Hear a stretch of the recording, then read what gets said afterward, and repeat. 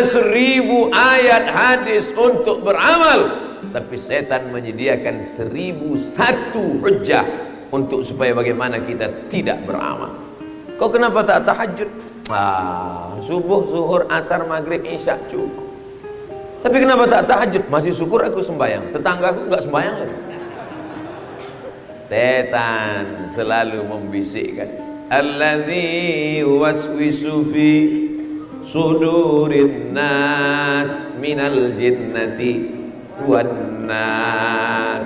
Ternyata yang berbisik ini bukan cuma setan, bukan cuma jin, tapi minal jinnati wan nas, manusia pun.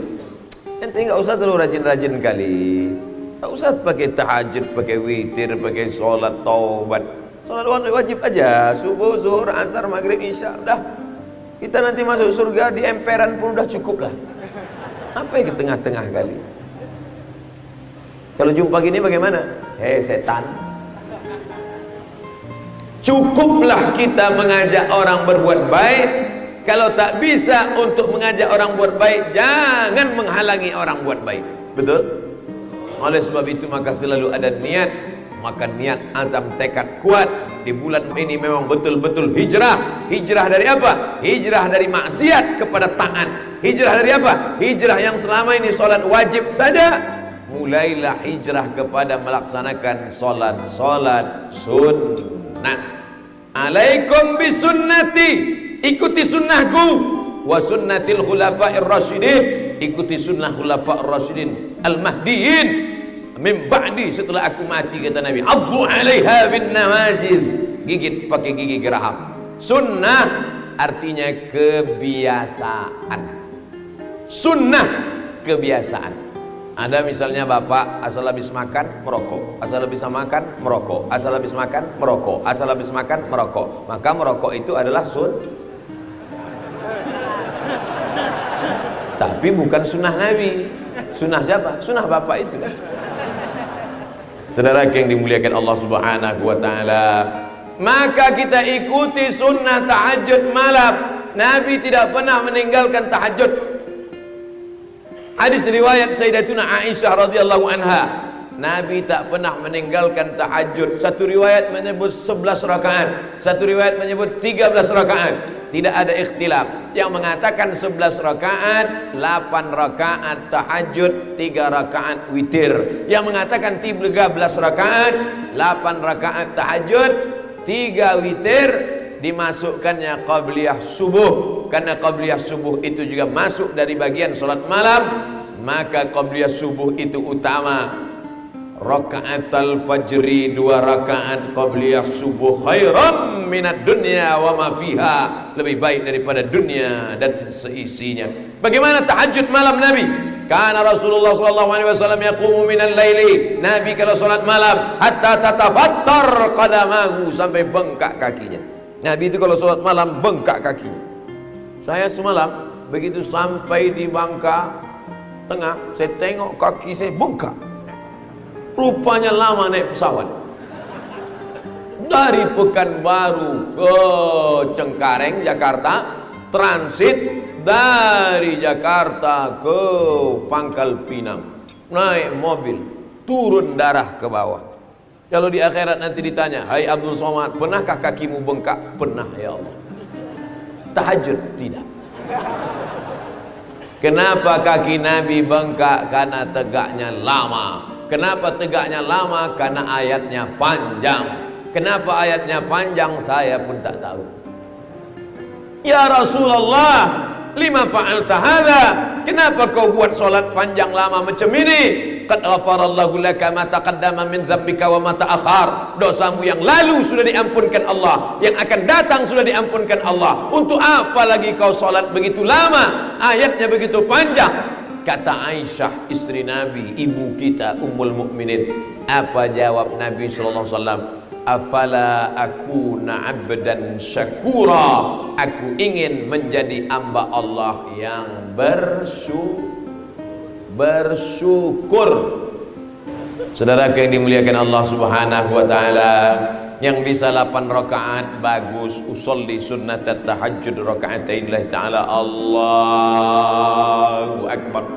ghairil maghdubi 'alaihim waladdallin. Amin. Bismillahirrahmanirrahim. Alif lam mim.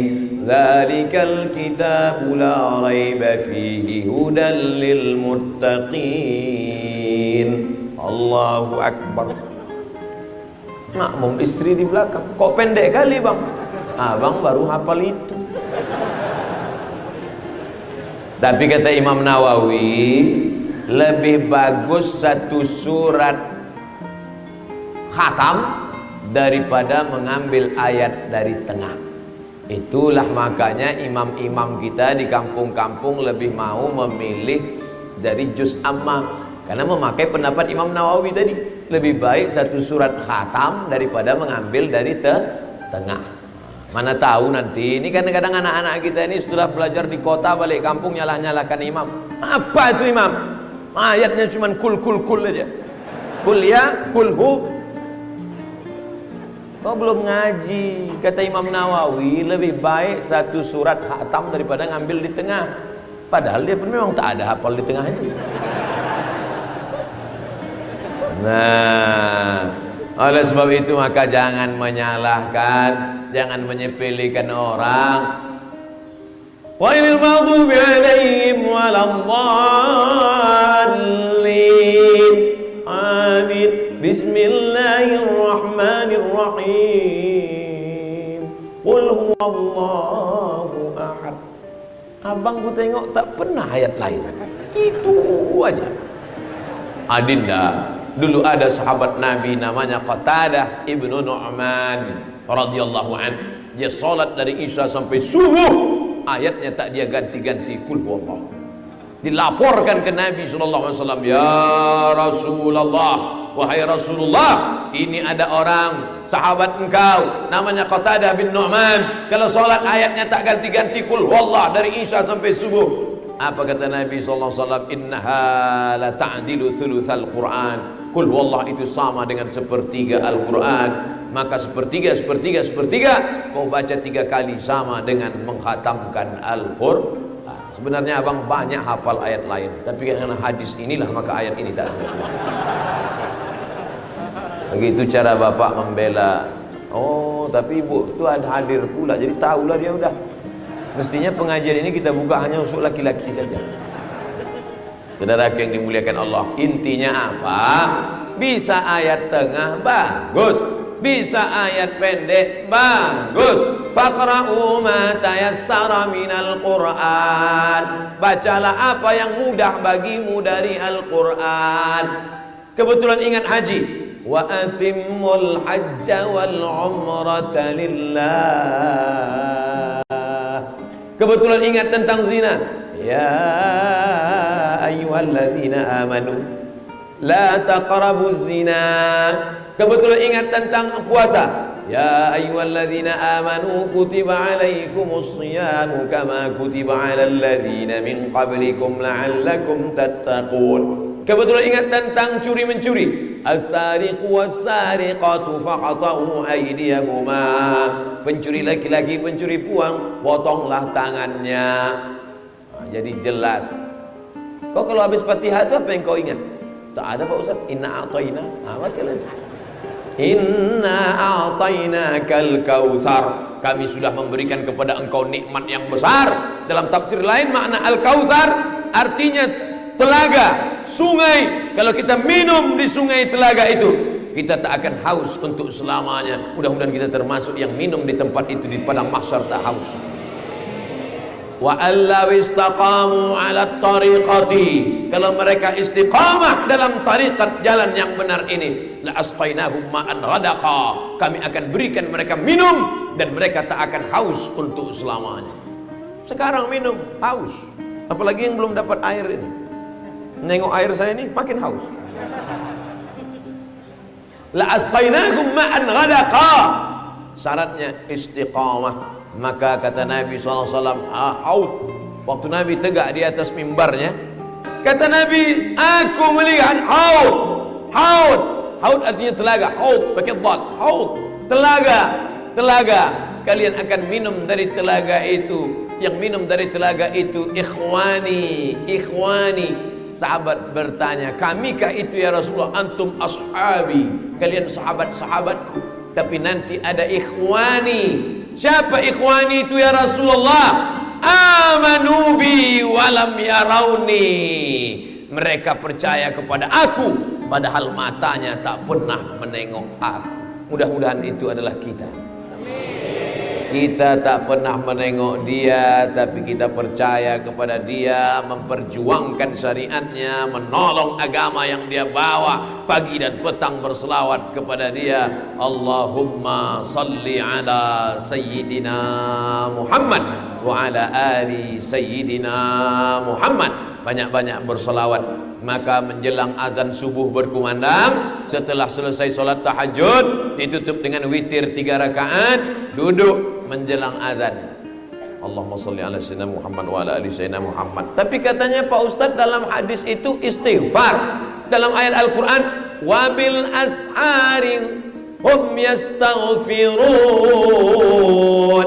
Pada waktu sahur menjelang subuh, mereka banyak beristighfar. Kalau beristighfar, dosa saja yang lepas. Tapi kalau bersolawat, man shalla alayya salatan, siapa yang selawat kepadaku 1 kali, sallallahu alaihi biha asyra, Allah balas kebaikan 10 kali. Wa huttat anhu asyara sayyi'at, ditutupi dosa 10. Wa rufi'at lahu asyara darajat, dinaikkan 10 tingkatan darajat. Yang mau beristighfar silakan, yang mau bersolawat bagus. Allahumma salli ala sayyidina Muhammad wa ala ali sayyidina Muhammad. Allahumma salli ala sayyidina Muhammad wa ala ali sayyidina Muhammad. Allahumma salli ala sayyidina Muhammad wa ala ali sayyidina Muhammad. Untuk apa itu tasbih 100 biji tak pernah dipetik? Oleh sebab itu maka nikmat Allah yang besar ini karunia. Kenapa? Karena masih ada orang melaksanakan subuh sajadah akbar beramai-ramai. Saudara yang dimuliakan Allah Subhanahu wa taala, walau anna ahlal qura amanu, seandainya penduduk itu beriman, wattaqau, dan mereka bertakwa. 2 saja yang diminta Allah. Kalau penduduk itu beriman, bertakwa, dibalas Allah 2. La fatahna alaihim barakat, akan kami bukakan untuk orang itu barakat. Barakah minas sama, dari langit, wal ard, dari bumi. Walakin kadzabu, tapi kalau mereka dustakan ayat kami, tak mereka ramaikan masjid, tak mau mereka mengaji, mereka tinggalkan majelis ilmu, mereka sia-siakan para habaib dan ulama, akhadnahum, kami cabut, ikan-ikan kami cabut. Sekarang banyak yang dulu produksi ikan. Dulu Pak Ustadz, itu tahun-tahun 70-an tempat produksi ikan. Sekarang cucu ikan pun tak ada lagi. Habis. Kemana hilangnya? Tak tahu, ditelan bumi. Allah mencabut nikmat. Akhadnahum, kami cabut barakah. Gara-gara apa? Bima kanu yaksibun, karena perbuatan mereka. Maka Allah liyu'adzibahum wa anta fihim. Allah tak mungkin menurunkan azab selama Muhammad sallallahu alaihi wasallam masih ada di tengah kalian. Mana Muhammad sallallahu alaihi wasallam? Tak ada lagi di tengah kita, dia sudah meninggal. Tapi ternyata namanya tetap disebut. Bahkan di masjid kita ini bukan sekedar namanya disebut, namanya dituliskan di dinding, Muhammad. Setiap mata menengok itu berselawat Muhammad sallallahu alaihi wasallam. Mengapa kita menyebutkan marhaban ya Rasulullah, marhaban ya Nurul Aini, marhaban Jaddal Husaini, marhaban, dada kami lapang menerima kedatangan engkau ya Rasulullah. Rasulullah tak datang, tapi cucu cicit keturunannya datang ke bumi ini. Rasulullah tak datang, tapi pewarisnya datang ke negeri ini. Siapa pewarisnya? Al ulama warasatul anbiya, ulama pewaris para nabi. Kalaulah mereka tak datang ke pulau ini, bagaimana mungkin kita mengenal Allah? Bagaimana kita mungkin mengenal Rasulullah? Bagaimana mungkin kita tahu salat? Makanya anak-anak kita mesti kita wakafkan. Salah satu anak saya mesti menjadi ulama. Amin. Anak saya satu sudah jadi PNS Pak Ustaz, anak saya yang satu sudah jadi bisnismen Pak Ustaz, anak satu sudah jadi dokter spesialis Pak Ustaz, anak saya satu jadi polisi Pak Ustaz, anak saya satu jadi Satpol PP Pak Ustaz. Mana anakmu yang mengajak orang ke jalan Allah? Anak kau di mana? SMP. Anak kau di mana? SMA. Mantap. Yang itu mana? Fakultas Hukum. Keren. Ini mana? Pesantren. Mau makan apa? Ada orang ini asal disebut pesantren sekolah agama, yang ada di kepalanya makan. Makan itu letaknya di sini. Sedangkan berpikir itu letaknya di sini. Kalau kepala kau sikit-sikit cerita makan, berarti otakmu dekat dengan lambung. Berarti otak udang. Kenapa sikit-sikit makan? La taqtulu auladakum, jangan kau bunuh anakmu khasyata imlaq, karena takut tak makan. Kau bunuh anakmu karena takut tak makan. Nahnu narzuquhum, kami yang memberi makan mereka. Anak-anakmu itu kami yang beri makan. Wa iyyakum, jangankan makan mereka, makan engkau pun kami juga yang memberi. Kalau tidak, kata Allah, nasi yang akan disuap pun tak masuk ke mulut. Sudah disiap musuh. Allahumma barik lana fima razaqtana wa qina azabannar. Mati. Innama amruhu idza arada syai'an ayaqula lahu kun. Jangan takut menyekolahkan anak sekolah agama.